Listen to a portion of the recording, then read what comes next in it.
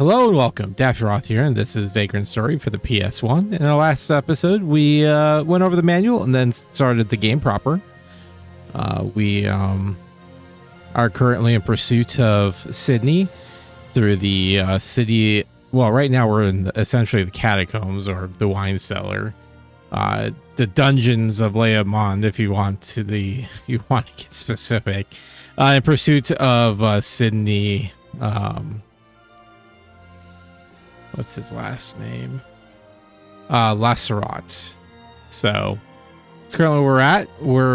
We learned a little bit about Ashley and that his family was murdered by some ruffians, and now he's part of the VKP. So with that being said, though, I'm going to take some time out today to go over the Brandy game strategy guide that has some wonderful artwork as well as, character exposés for all the characters we're going to be meeting. Because right now, we've seen characters, we hardly know their names or what their affiliations. This kind of goes over their affiliations as well. Hopefully, it gives us a little bit more in-depth idea of who's who. So hurry up. We have characters. For those venturing into the haunted halls of Leá Monde for the first time, knowing your allies and enemies is of exceptional importance. Only then can you determine how to approach them. Sometimes it's difficult to tell. The Valendia Knights of the Peace, the VKP, an organization commanded by the Valendia National Council at Valnain, working publicly and undercover to keep peace in the country. The VKP is divided into several cells, each performing specific duties. A splinter cell, you'd say? Riskbreakers. This term is an alias for the agents of the Dangerous Criminal Task Force, a cell of the VKP. Riskbreakers perform covert operations to thwart the actions of serious criminal elements and individuals who threaten to undermine the social order. Riskbreakers are also rumored to be involved in the suppression of major incidents among statesmen and nobles. In addition, they have reinforced efforts to control public knowledge regarding such occurrences. We have our main character, Ashley Riot, VKP, Dangerous Criminal Task Force, age late 20s. Reinforcements? I am the reinforcements. Operative Ashley Riot graduated from VKP Academy as valedictorian of his class and then performed as a top-notch soldier.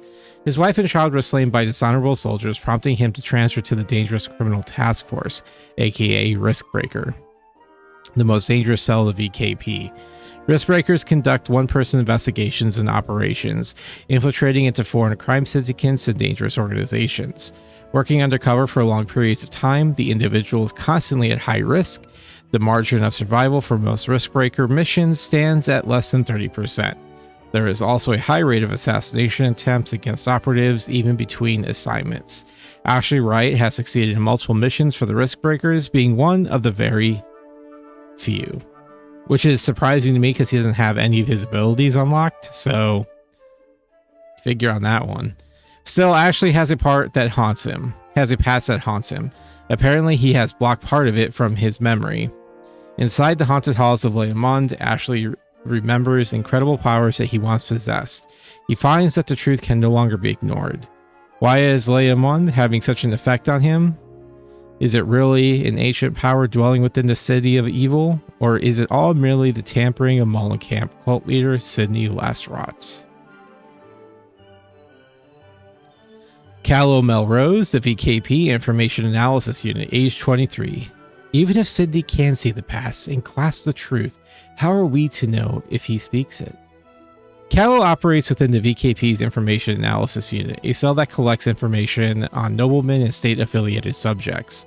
This unit is also rumored to be performing calculated spy maneuvers and analysis of physical and circumstantial evidence in efforts to aid criminal investigations of the VKP. Awarded doctoral degrees in criminal psychology and religious theosophy, Callow specializes in analyzing the behavior and actions of cults and religious terrorists. Her previous work has merited the praise of veteran analysis officers. One of the youngest members of the Information Analysis Unit, Callow has the brightest future among all her peers. So she's Clarice Starling. Okay. Involved in the countermeasures during the invasion of Bardorba Manor, Callow is driven and inquisitive young woman with a need to see this thing through, much like Ashley Riot. Next up, we have Molenkamp. The Molenkamp cult is named after the high priestess of ancient times, who is credited with the engineering the construction of the city of Leá Monde. The members are fanatically dedicated to their leader, Sydney Lasrot. Together, they have devoted their lives to inheriting Leá Monde's ancient legacy of power. Presently, Leá Monde is a forgotten wasteland. However, something still lurks there, an evil force that shapes men's desires and bends individuals to unspeakable will of evil. The members of Molenkamp refer to this power as the Dark. No one can be certain whether these heretics are acting out of the sense of greed and wickedness, or whether they are being influenced by an ancient evil. But one thing's abundantly apparent. They shall destroy any who might thwart their diabolical schemes. We have Sydney Lasrot, leader of the Molenkamp cult, age unknown, late 20s. Most men complacently accept knowledge as truth. They are sheep ruled by fear. Our Buffalo Bill the game. I don't know. It's either that or David Koresh. A charismatic and mysterious youth, Sydney leads the religious cult Molenkamp. Lasrot is a prophet and messiah of the group, foretelling of their victory over Valendia and the world. The tool by which he seeks to achieve this goal is an ancient power entombed in the crumbling city. If Sydney can tap this dark resource, then the world would bow at his feet. While many self-proclaimed prophets read the past and foretell the future, Sydney displays this ability with exceptional prowess. He can very accurately read people's minds and see into their past, with the intention of using these images and feelings to manipulate them. How he obtained this power is unknown. However, one thing is abundantly clear. Sydney's followers have devoted themselves to him, body and soul, and will gladly sacrifice themselves for the greater power of their master. Inside Leá Monde, Sydney seems capable of bending the evil within the runes to his will. Indeed, the very nature of evil itself appears to be at his disposal there. He can summon large monsters from the underworld, creatures once thought to be purely mythical. He sets these fiends directly in Ashley's path, and they are ever so difficult to overcome. Sydney seems to know something about Ashley's past. Indeed, the two seem to share a strange bond of mutual hatred and rage. The Molenkamp leader enjoys Ashley's pursuit of him, likening it to a cat and mouse game. Did Sydney have some secret and ulterior motive for revealing himself to Ashley? How does he know so much about the Riskbreaker? Question. John Hardin, Molenkamp cult, age 29. Show them who they're dealing with. Torch the chambers and kill the hostages. Hardin is a prominent member of the Molenkamp cult, but his personality is in strong contrast to Sydney's. He bears the stature of a nobleman with a pleasant, open-minded personality. While this is so, the two are bonded by their sixth sensibilities. Hardin possesses a power to see events occurring in the present, no matter how far away. Although Sydney is the official leader of Molenkamp, he and Hardin are more like equals in their operation of the cult. Hardin is a skilled swordsman and strategically plotted the occupation of Bardorba's manor. Hardin went into hiding with Joshua, the Duke's son, during the coup. He is now thought to be guarding the ducal heir deep within the ruins of Leá Monde, while Sydney is dealing with Ashley Riot and the other invaders, the Order of the Crimson Blade. Alright, well that brings us to the Order of the Crimson Blade and the Knights of the Cross. The Knights of the Cross are a Christian extremist militia opposed to the Valendian Parliament and politics. Under the direct control of Cardinal Betsidum, they seek to hunt down and slay heretics within the land and to suppress any and all forms of evil. The stern zealot Romeo Guilderstern leads the squad known as the Blades. Now, see, that is interesting, the fact that they're saying that that's Christian. Because that means that's a whole rabbit hole there. But more so in that there's Christianity and Ivalice, I think is more where I'm going with it. Anyways, Romeo Guilderstern, Captain Knights of the Cross, age 34. The dark is formless and invisible. It invades the body like a plague, an unseen visitor. Never before has there been a greater misnomer. A cold and calculating soldier, Romeo is by no means a Shakespearean protagonist. His only true love has been his service to the cardinal. He may see himself to be quite the hero and a romantic, but few others would be full-heartedly enough to describe him that way. The only calling this man serves is the vicious indulgence of Christian justice. The Order of the Crimson Blade is widely held to be the most fearsome lot of the knights. Leading the Blades, Guildenstern drove Molenkamp out of Bardorba Manor. Has Guildenstern taken matters into his own hands? Romeo has led the Crimson Blades into what he considers a city of evil, Leá Monde. Their directive is to slay the heretics and find Sidney Lestrade. The Blades are determined to cleanse the evil from the fallen city, and they arrive in great numbers. Romeo will stop at nothing to achieve these goals for his hand. To him, the presence of VKP operatives is only an intrusion and an obstacle to be removed. He and the Blades will make Ashley's mission more than a little difficult. Why has Guildenstern brought his men to Leá Monde without any authority? What is he truly after? Lady Samantha, Knights of the Cross Crimson Blade Order, age late 20s. What is Sidney thinking, summoning evil beyond his control? He fills his chalice with poison and savors it like wine. In spite of her overwhelming beauty, Lady Samantha is a formidable fighter. She prefers to fight at the side of Guildenstern, and he is hesitant to do otherwise. Could there be something more between Lady Samantha and the brash military leader? Father Dwayne, ordained priest, Knights of the Cross Crimson Blades Order, mid-30s. I, for one, could not leave this accursed city soon enough. Rivaled in his zealotry only by his dear brother Grissom, Father Dwayne is a staunch Christian and firm believer in the conversion by the sword. Although he is not an expert weapon master himself, he is taken to dabbling in the black arts in hopes of turning such powers into the will of good. Father Grissom, ordained priest, Knights of the Cross Crimson Blades Order, aged early 30s. We are prelates of the Lord, scum. We are not here to bend aught. We are come to cleanse. His hatred for Molenkamp is probably greater than that of anyone else in the Order. Father Grissom's weapon skills make up for the lack of such in his brother, and his brutality is legendary.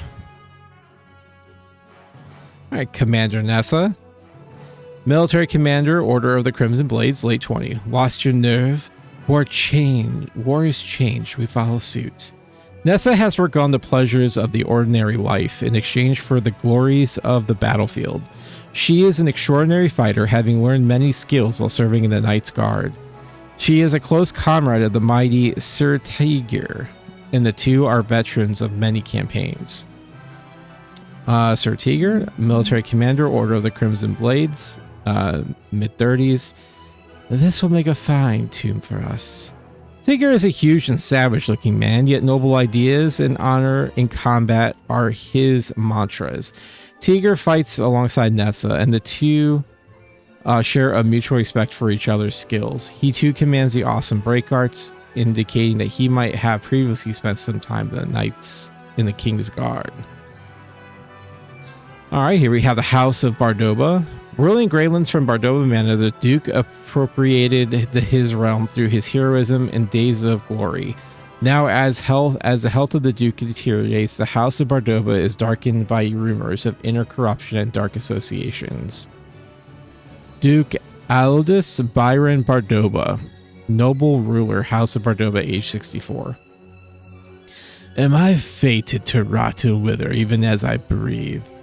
Bardorba is a member of the Valendian National Parliament, and once a hero who fought to end the civil strife in Valendia. Commended for his bravery, Bardorba acquired land and quickly grew in prominence.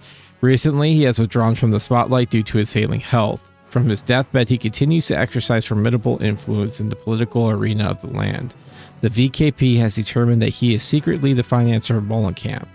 But is their information correct? Sidney's group attacked the Duke's manor to steal something back from him, something they thought he might have. And still, the Duke has gone to vicious lengths to cover up Molenkamp's involvement in the occupation. To the public, the burning of the manor now looks like the work of the Cardinal. Why would a man with such a noble history associate with known felons and diabolical cultists? What is the object that he took from them, with which Sydney stormed his mansion to find? What has led him to such a dark methods, such underhanded scheming? My guess probably wants to live forever. That's probably what it is. Jan Rosenkrantz, unknown, age late 20s. You know nothing. Not about Leá Monde, Molekep, Sydney, nothing at all. This man follows Agent Riot into Leá Monde. It seems he is hired to rescue the Duke's son at all costs, but even that cannot be determined to be his true purpose. When the two operatives meet in Leá Monde, Rosenkrantz pretends to have been sent from the VKP. However, Agent Riot knows that the VKP would not send two agents into a situation, no matter how dire the need. Thus, these men will have a somewhat standoffish relationship. But the information Jan shares with Ashley, in spite of the opposite affiliations, will prove invaluable. Well, so that's not true, because they sent, what's her name? Melroz there. Anyways, the ancient abode of legend is a secret passion of Jan's. He has done private research on the evil fortress. Familiar with the lore, he can help Ashley determine what Sydney Lesrat and Molekep are up to. He may also be able to deduct what is the source of Lesrat's new powers, and to be able to summon and control such monsters. And then finally, we have Joshua Bardorba, heir to the house of Bardorba, age 4. I have to help my father. Joshua is a sweet and innocent young boy, and the heir to the house of Bardorba. Sired at a late age, Joshua is deeply treasured by his father. Unfortunately, the boy was kidnapped during the Molenkamp siege of the manor, and is a one hostage not released. Hardin took the young heir to Leá Monde on Sydney's orders, and now the youth cannot be located within the evil city. Is it possible that a terrible fate has befallen the young squire? Why has Sydney kidnapped Joshua? To ransom him for the object of Molenkamp's desires, or to prevent the Duke from taking some form of action?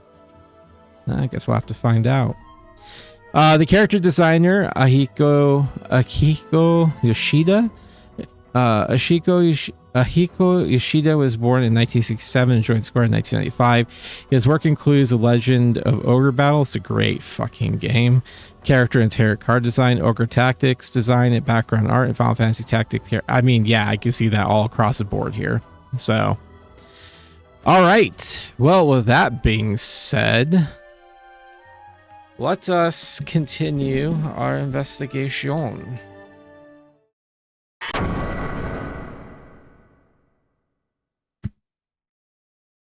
As soon as I figure out what the hell's going on with my controller.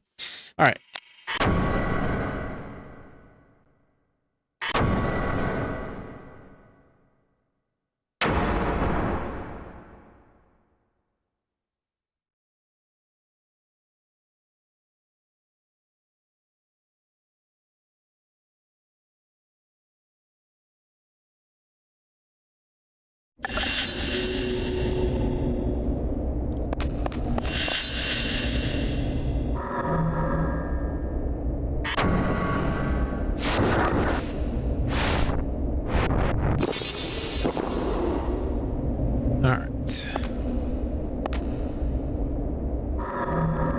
Did I put the sync venom on? Yeah, I did.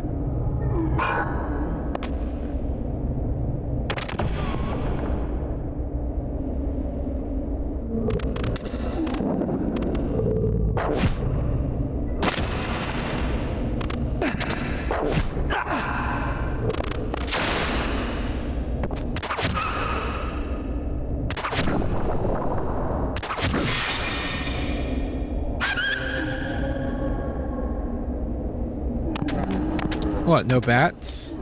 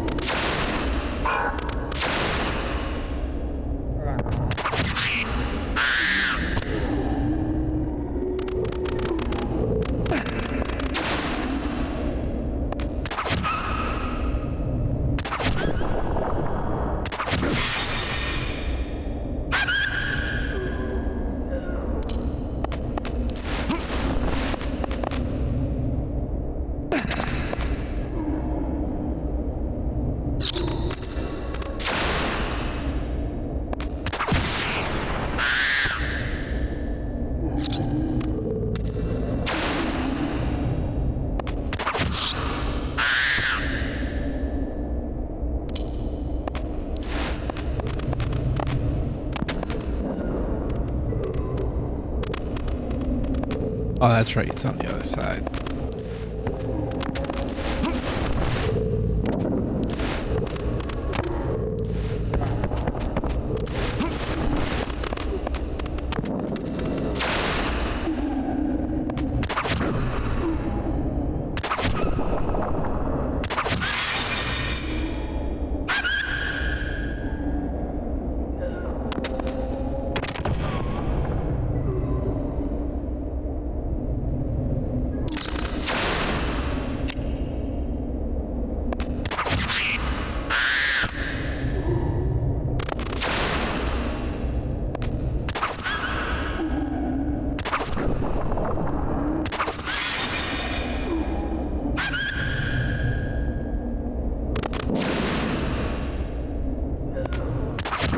Oh, that's too fast, yeah.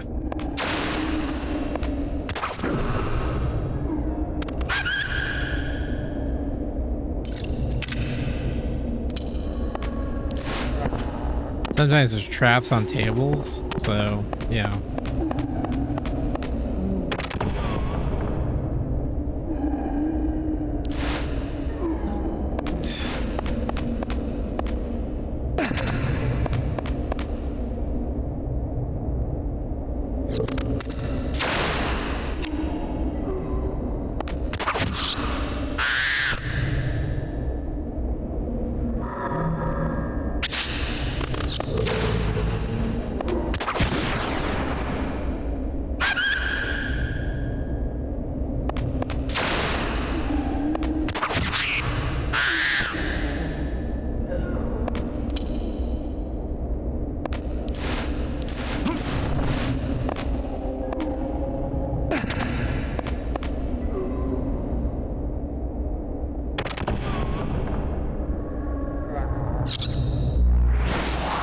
Oh man, every time.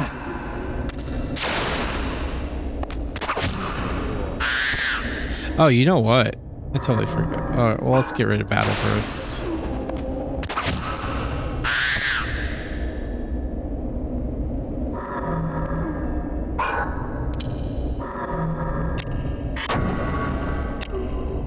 All right, I wanted to check something.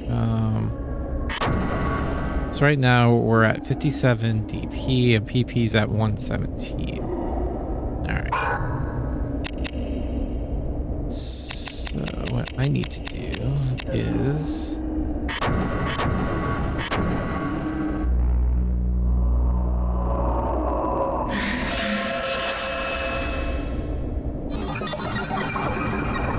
mastered the spell heal.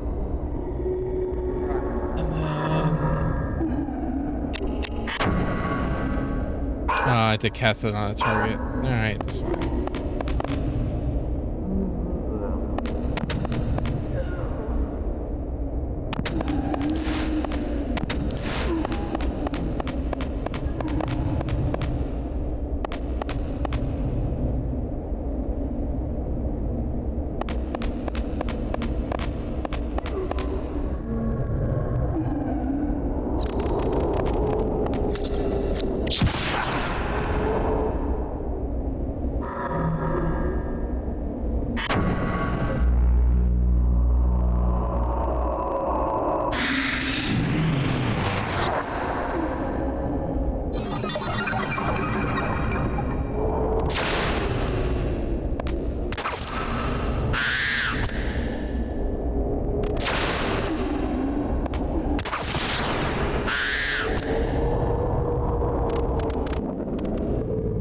Oh, what the fuck? Look at these dogs. They're like, I'm gonna use... Ah, that's awesome.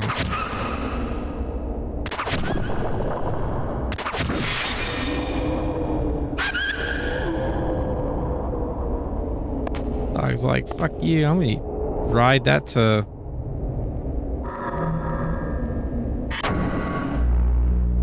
Oh yeah, this quick menu's a whole lot easier than have to go through the menu every time.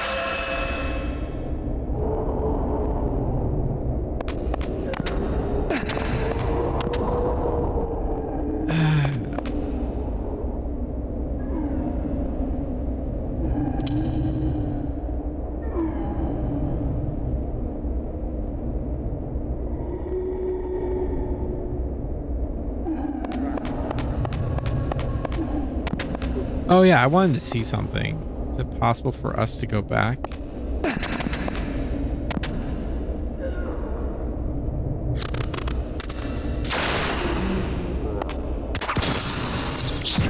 Oh, yeah, that makes sense.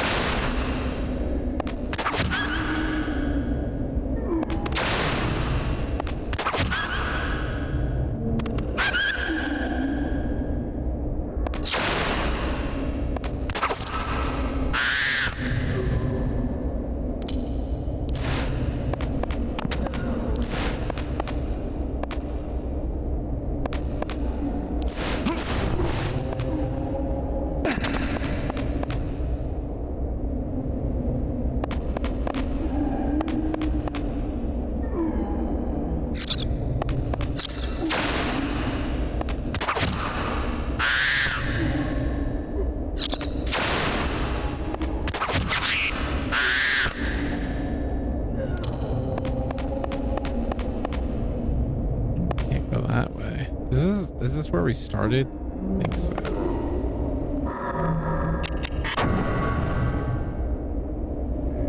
Yeah, okay, well, I guess fair enough.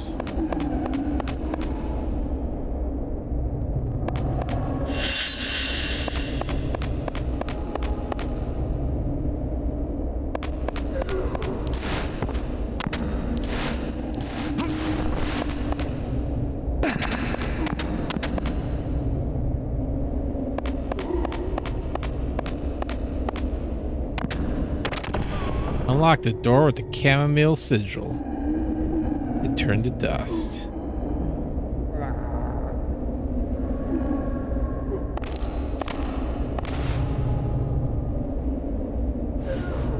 Well, that doesn't look good.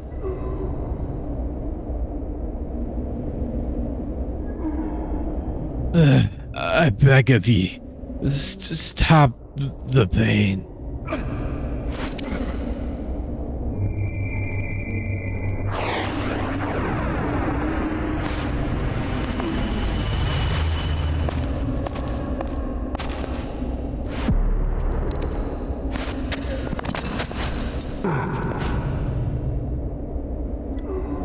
Is this some magic, or merely the power of Leá Monde?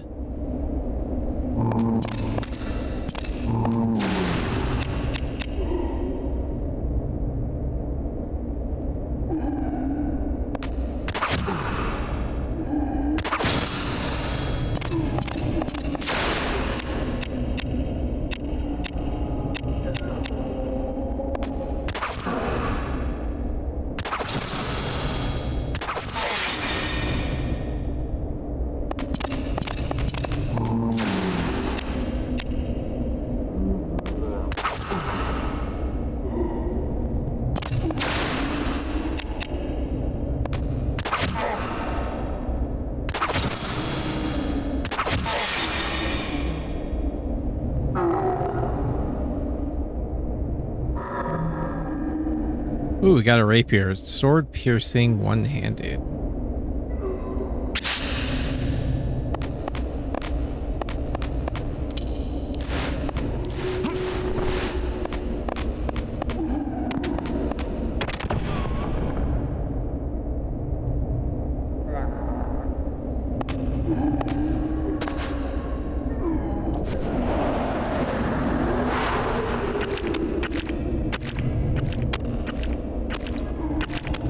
Is this too part of your game, Sydney?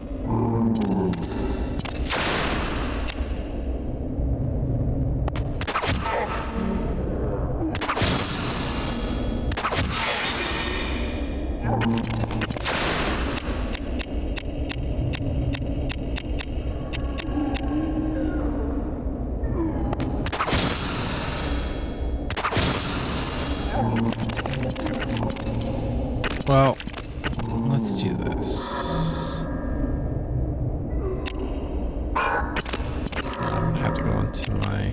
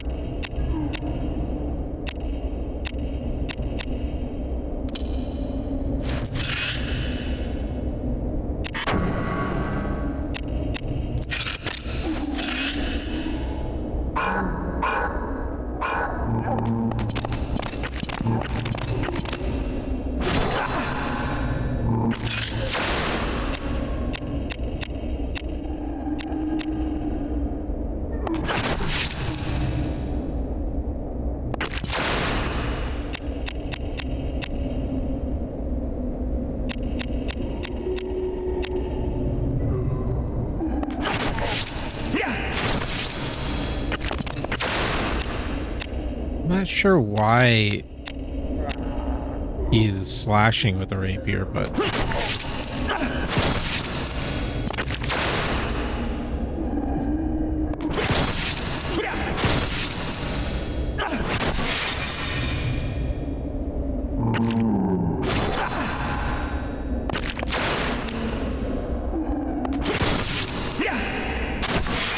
it's like, I see, this is what frustrates me. Why am I doing 0 damage?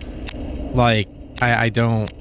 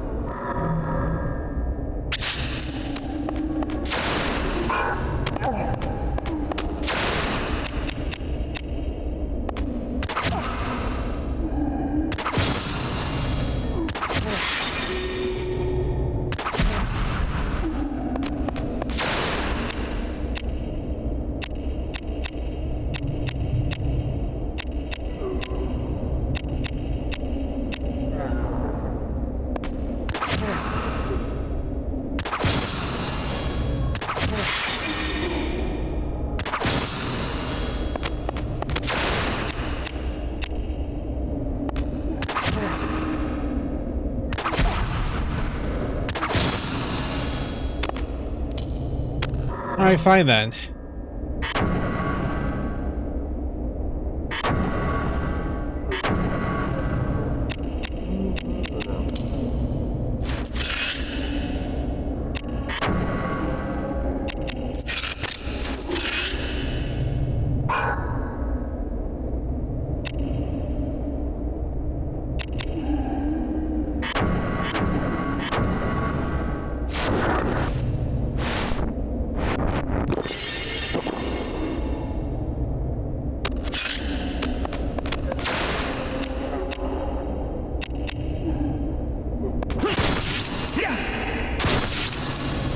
It's like, then my risk is at, like, all right, fine. Let's.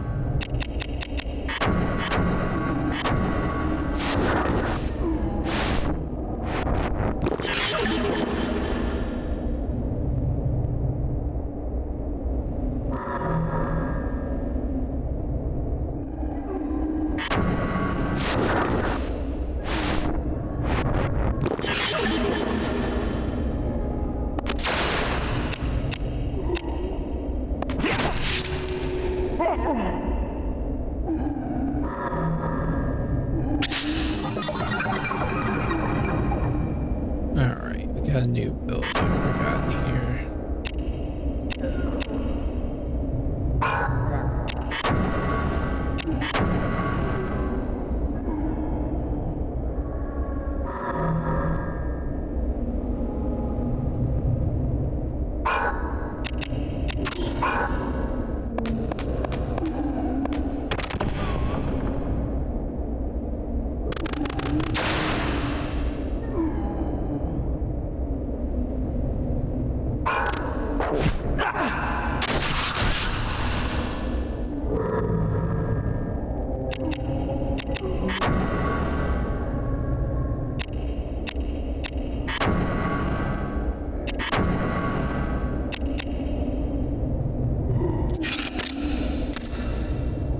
That's fine. Use this for beasts.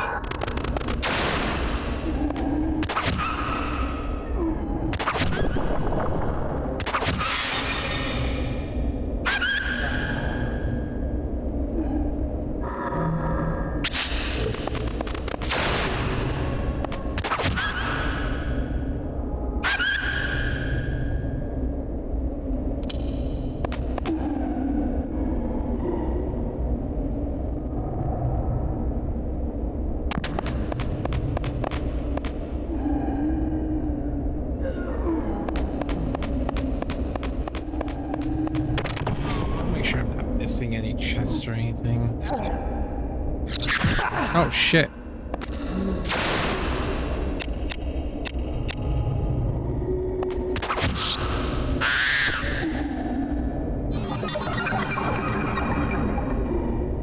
Ashley has retained the crossbow break art brimstone hail from his suppressed. Okay. Let's go ahead and try that.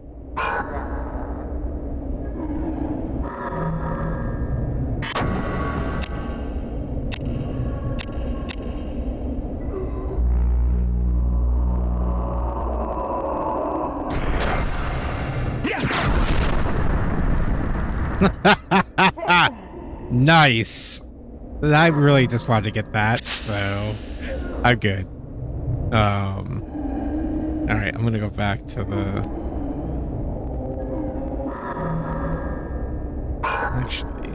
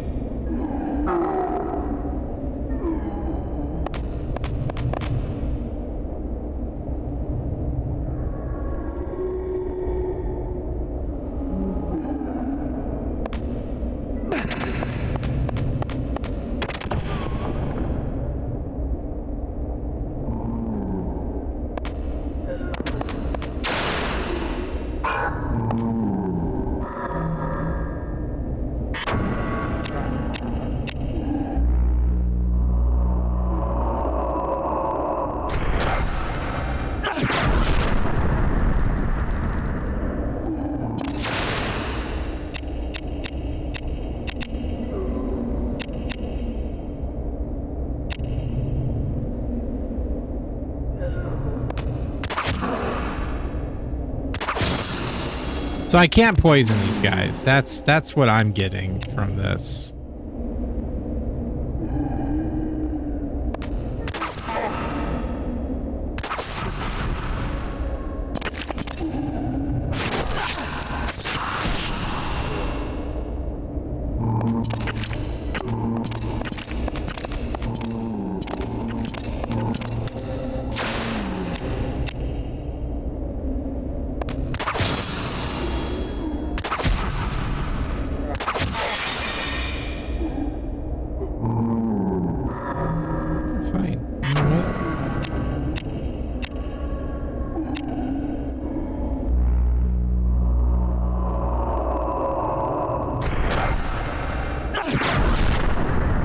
Oh, come on.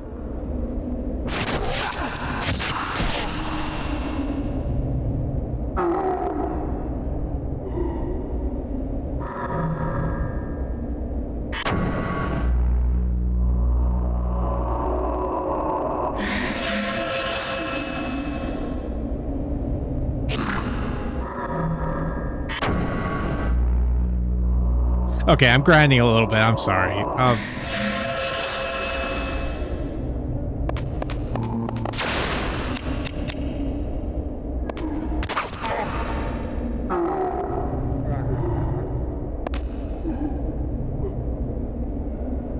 So where is this the oh, interesting. So this is the okay, then here would be the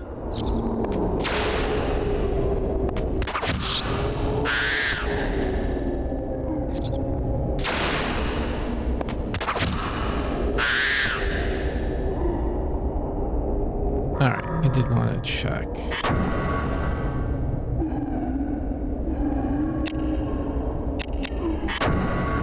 This DP's at 44. Okay, cool. So I got that one.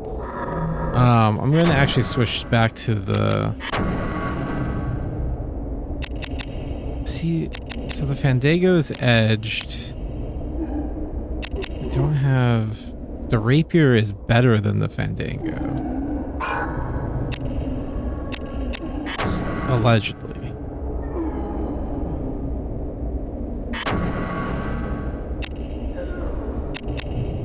So that's piercing.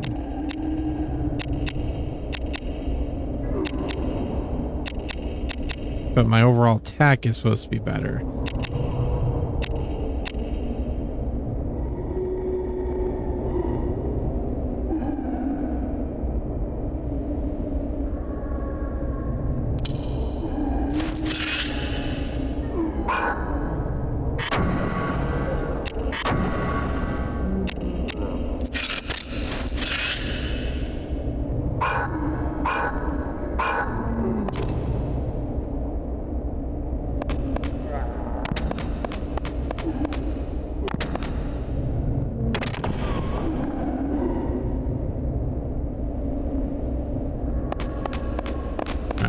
Let's fight through to the save. We'll save and then we'll go back.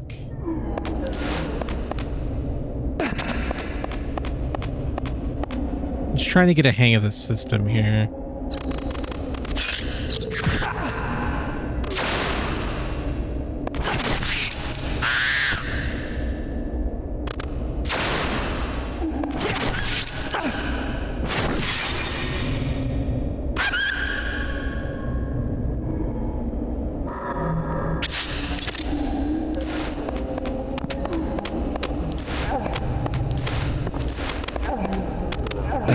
Where the hell did you come from?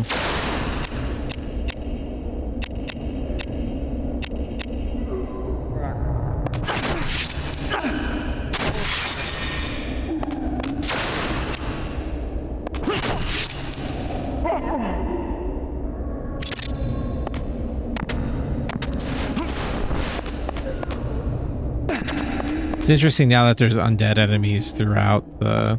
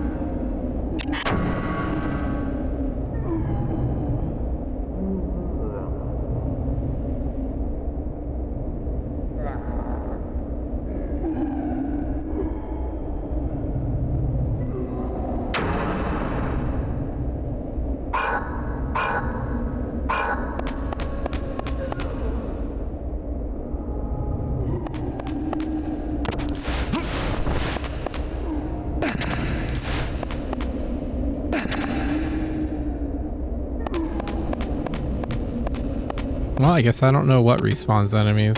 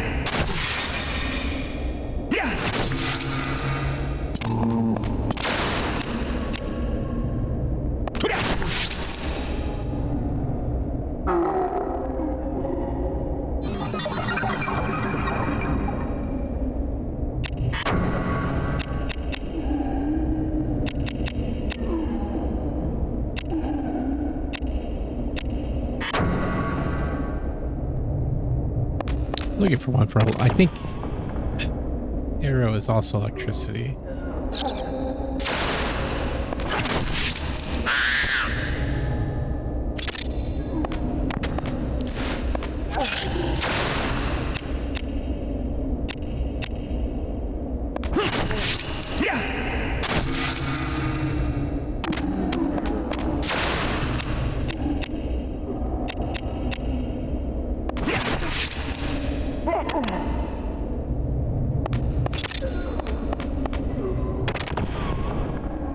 I want to know who goes through and lights all these candles.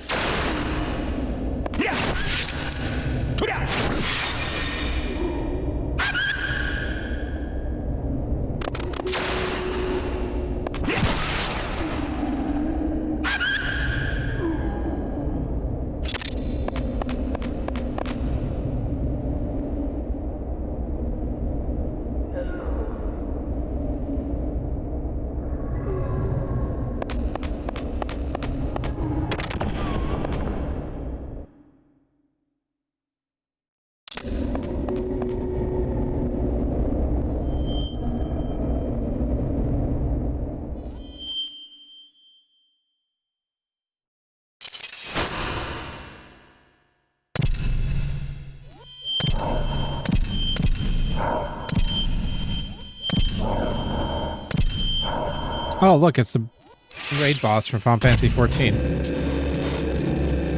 Well, a mid-boss anyways.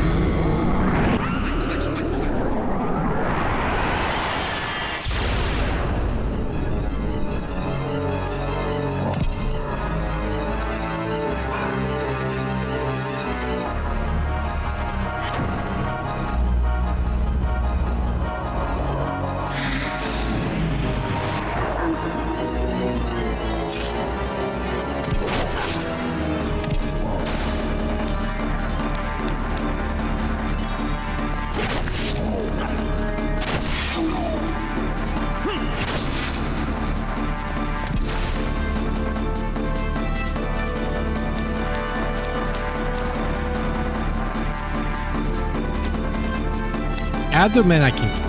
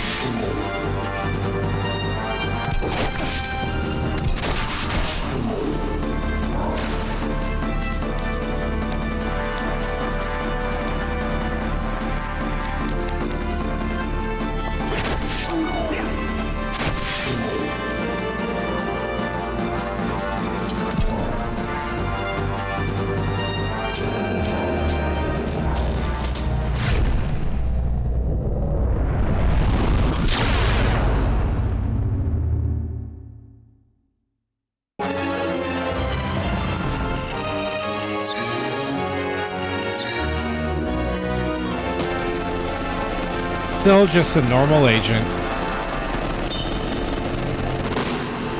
Wow, guys, look at that. Oh, boy.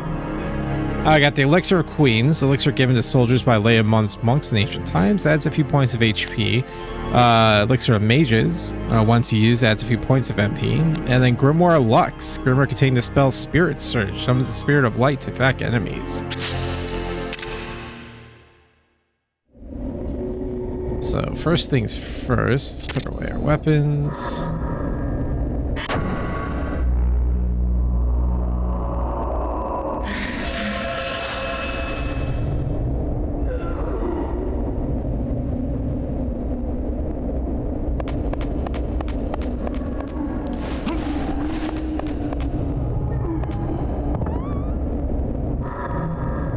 Got Rusty Nail, which is a weapon. It's a piercing pole arm. And then Braveheart increases the success rate of non-magical attacks by 20%. Must be equipped on a weapon.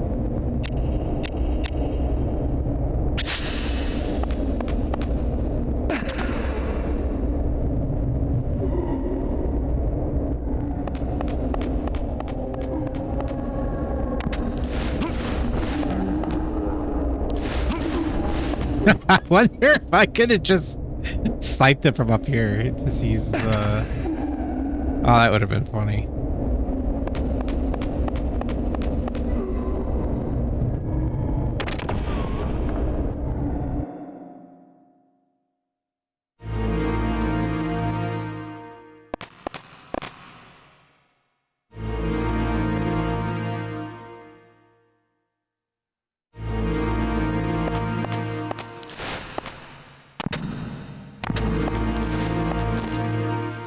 All right, we're gonna actually probably call this episode here.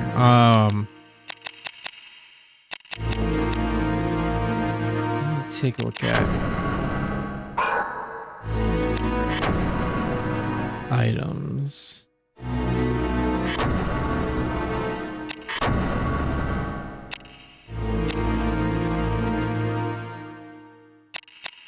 And the Rusty Nail is pretty good though.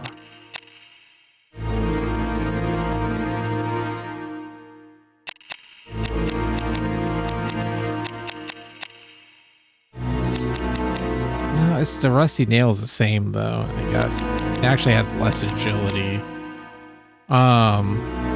This is what we're gonna do. I'm going to disassemble the Torvashkus.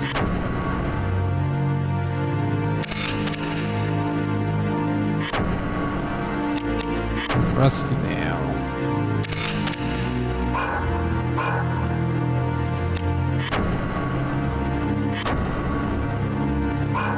Does this have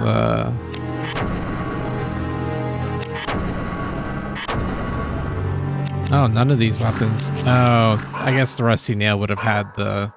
It's fine. Whatever. We're good right now.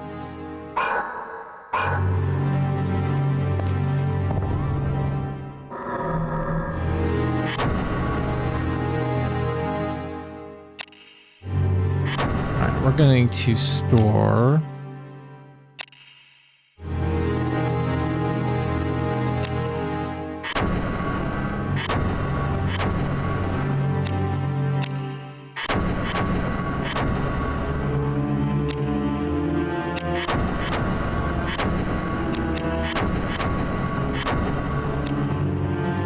Keep the buckler in that.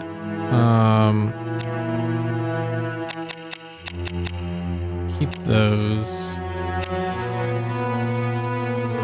I think we're good there.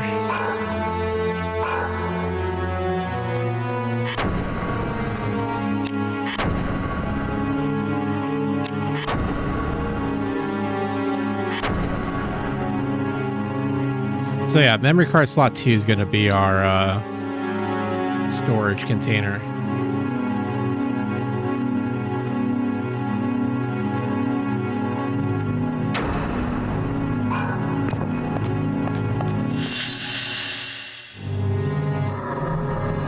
Oh, you know what? Let's do this real quick. So in the score, we have titles, which titles are going to be given upon basic things that we do. The Gazette basically tells us, record completion time, current chest count, basically our percentage towards completion. So we've killed 6 humans, 56 beasts, 12 undead, 1 dragon, 1 evil. We just killed 1 evil. Haven't used a dagger. We used a sword 99 times though, and the crossbow 53 times. But we could go unarmed too. That's the thing. Record time, don't have any. Encyclopedia though, let's go over these. So we have the Zombo undead. Yeah, I have to say, these look pretty good as models, dude. With the PS1. Once the inhabitants of Leá Monde, zombies emerge from the dark to attack the living. Let's see here. We have Ghoul. Look at her. Ghouls lurk in the catacombs, longing for human flesh. Attacking their heads proves effective. Let's see here. Undead zombie fighter. Corpses of Leá Monde soldiers brought back to life through the dark's taint.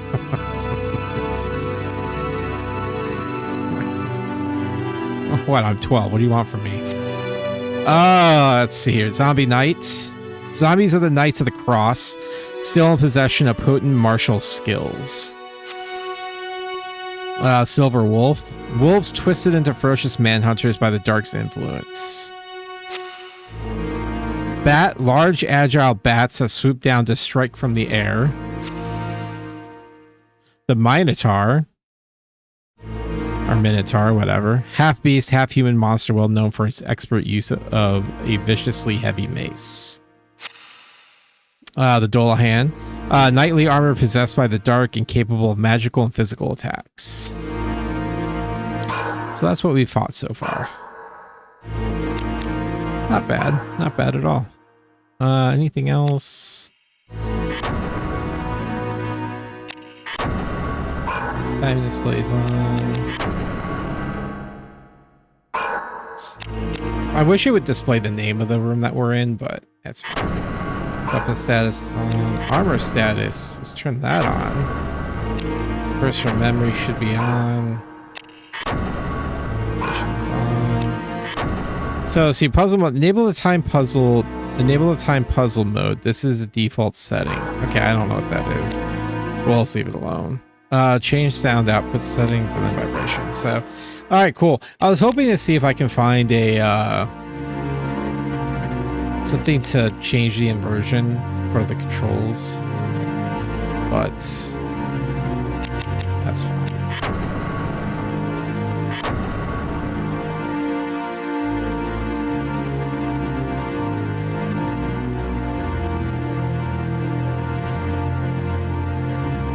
Wow, it was taking a really long time. So we'll start from the top and work our way down again.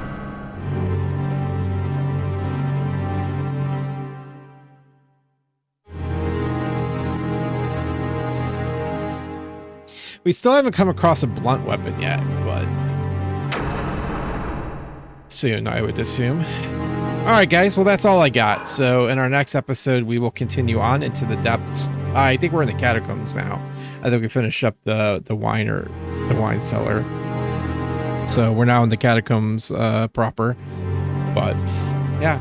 So, well, friends, until next time, stay safe, stay healthy, and God bless. And I will see you in the next episode. Until then, bye-bye.